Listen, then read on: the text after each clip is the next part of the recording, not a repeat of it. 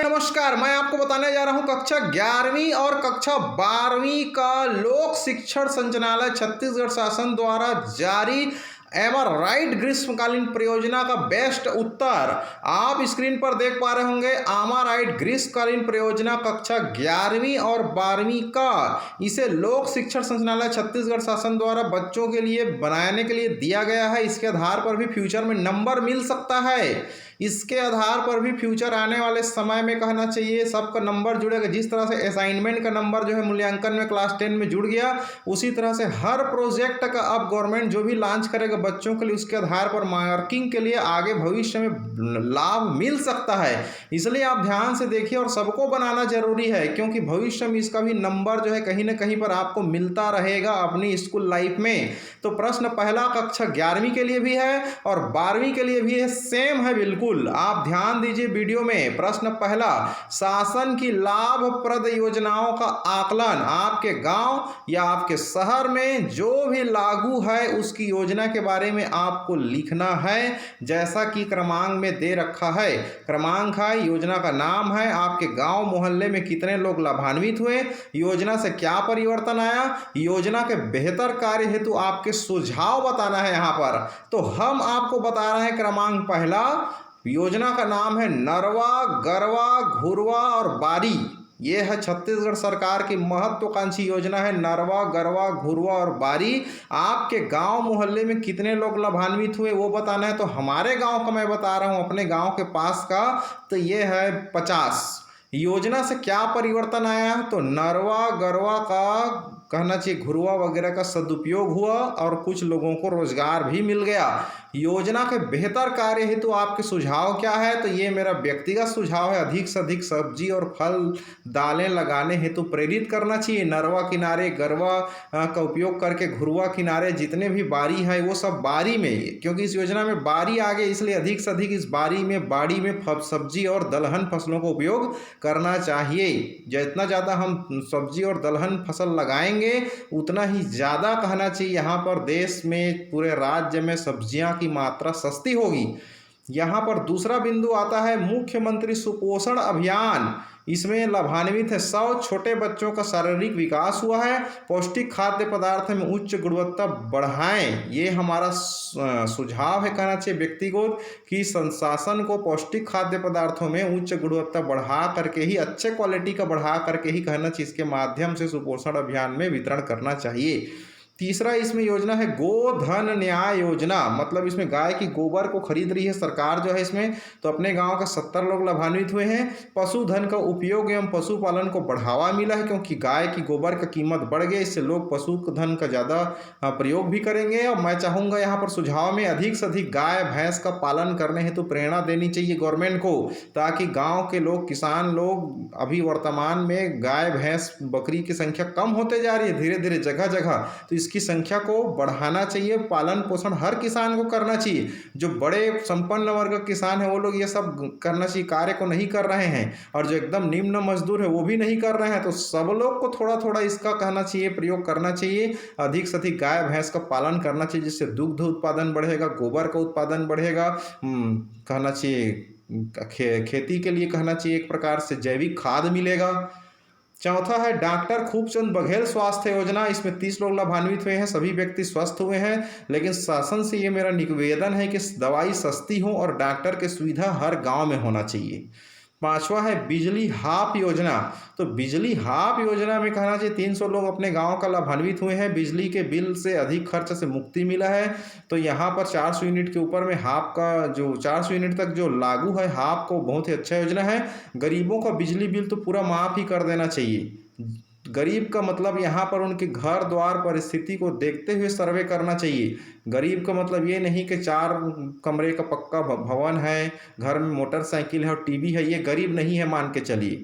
गरीब वे होते हैं जिसके घर में ना तो टीवी है, ना मोटरसाइकिल है, ना पक्के मकान है, और वृद्ध है, कहना चाहिए रोजी रोटी का समस्या है उनको कमाने खाने का, शराब ना पीता हो, सादगी से जीवन व्यतीत करता हो, ऐसे लोगों का बिजली बिल माफ़ करना चाहिए। नहीं तो गरीब लोग का बिजली बिल माफ़ कर देंगे, उधर वो दारू पीता रहेगा कहना चाहिए रोज 200-300 रुपये का।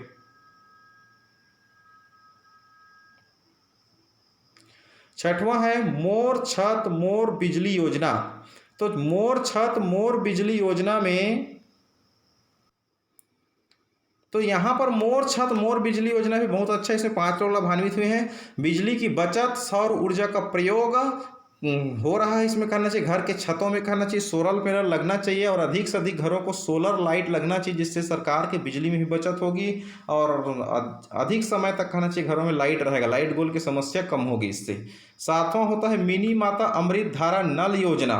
तो मिनी माता अमृत धारा नल योजना के तहत जो है 10 लोग लाभान्वित हुए, पानी की सुविधा मिला है, लेकिन हर गांव में ऐसा सुविधा नहीं मिल पा रही है। इसे प्रत्येक गांव में लागू करना चाहिए, हर गांव में बड़े बड़े टंकी का प्रयोग करना चाहिए और इससे फायदा जो है गांव और शहर सबको मिलना चाहिए। 8वां है पढ़ाई तुम्हार द्वार योजना।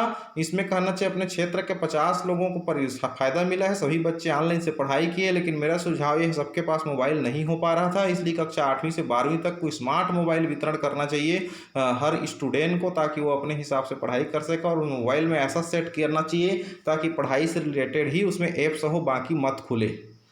अब आता है यहाँ पर प्रश्न दूसरा, आपके गांव की जनगणना, ये प्रश्न है। क्रमांक दिया, इसमें फॉर्मेट है, क्रमांक है, कुल परिवार की संख्या है, परिवार के कुल सदस्यों की संख्या है, कृषक परिवारों की संख्या है, शासकीय नौकरी वाले परिवार की संख्या है, व्यवसाय करने वाले परिवार की संख्या और मजदूरी करने वाले परिवार की सिर्फ संख्या बताना है आपको। चलो हम लोग यहाँ पर 4 गांव की एवरेज निकालते हैं। यहाँ पर गांव पहला है, कुल परिवार की संख्या यहाँ पर 200 है, परिवार में कुल सदस्यों की संख्या यहाँ पर 2000 हो गया टोटल जो है।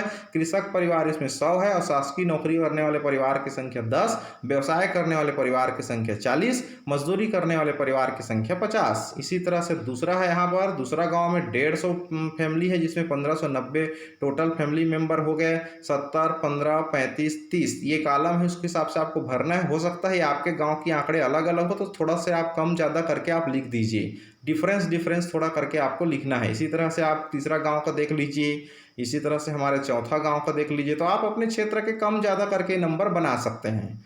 अब आती है प्रश्न तीसरा, औषधि महत्व की जड़ी बूटी एवं पत्तियों की जानकारी। बहुत सारे औषधि और जड़ी बूटी है दुनिया में, कहना चाहिए आप इतना कभी लिखेंगे, कहना चाहिए मैं आपको क्लू दे रहा हूँ यहाँ पर 3-4 लिख करके, ताकि आप अच्छे से उसके हिसाब से आप और 10 प्रकार के जड़ी बूटी आप लिख सकते हैं। क्रमांक पहला है, नाम है तुलसी। कहाँ पाया जाता है? घर के आंगन में तुलसी होता है। उपयोग क्या है? सर्दी खांसी कफ में काढ़ा बनाकर पीना चाहिए।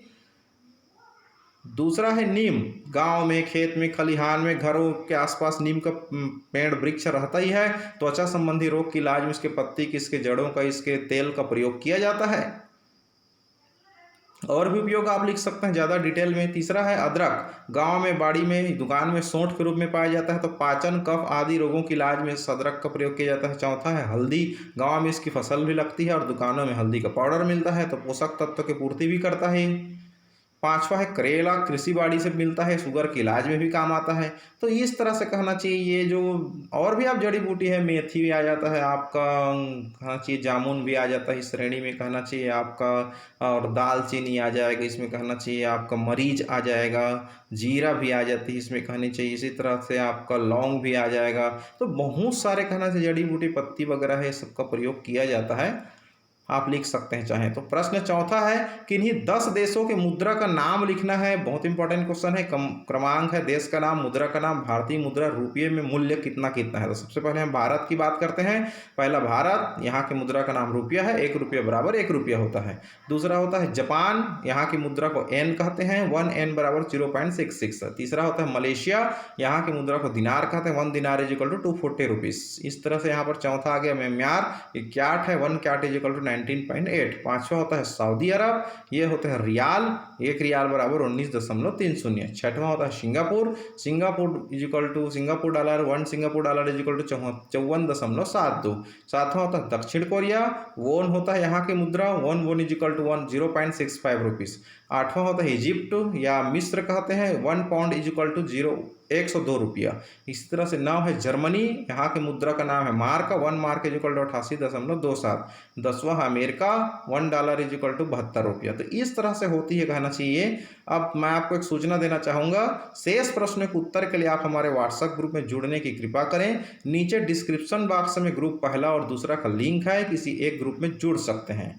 जुड़ने से पहले आप हमारे चैनल को सब्सक्राइब कर दीजिए। दीजिए, क्योंकि सब्सक्राइब करेंगे और बेल आइकन दबा कर रखिए ताकि आपको जब भी नेक्स्ट वीडियो अपलोड होगी तुरंत आप तक पहुंच जाएगा।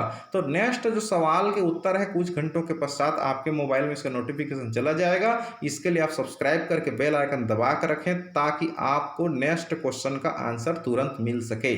यहाँ पर हमारे चैनल को सब्सक्राइब करके बेल आइकन घंटी जरूर दबाएं ताकि अगला सभी कक्षाओं के एमआरआई परियोजना का उत्तर आपको मिल सके। साथ ही रोजगार संबंधी सूचना, शैक्षणिक सूचना, परीक्षा संबंधी सूचना, छत्तीसगढ़ माध्यमिक शिक्षा मंडल से रिलेटेड सूचना, जो भी आपकी स्कूल से रिलेटेड हो, आपके आसपास के ब्रेकिंग न्यूज़ की सूचना हमारी चैनल के माध्यम से आपको मिलता रहेगा। इसके लिए आप हमारे चैनल को सब्सक्राइब करके बेल आइकन घंटी को जरूर दबाएं प्यारे बच्चों, ताकि आप जो है अच्छे से पढ़ाई लिखाई कर सकें।